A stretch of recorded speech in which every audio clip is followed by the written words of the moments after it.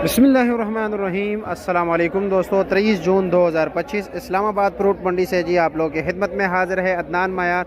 और आपको पंजाब और हानपुर की लीची का रेट बता देते हैं जी। कार्टन का वज़न होता है जी 11 किलो 200 ग्राम। 11 किलो तक इसमें लीची 10 किलो तक इसमें लीची निकल आती है, 9.5-10 किलो तक जी। और इस वक्त जो रेट तेज़ जा रहा है वो है हानपुर के लीची को लोग काफ़ी पसंद करते हैं जी। तो रेट बता देते हैं जी, तकरीबन क्या रेट है इसका?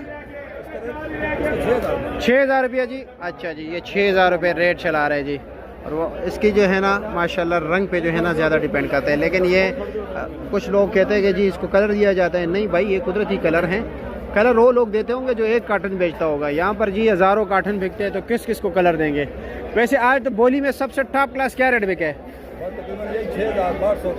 6300 तक। अच्छा जी। और जनाब, और पंजाब वाला?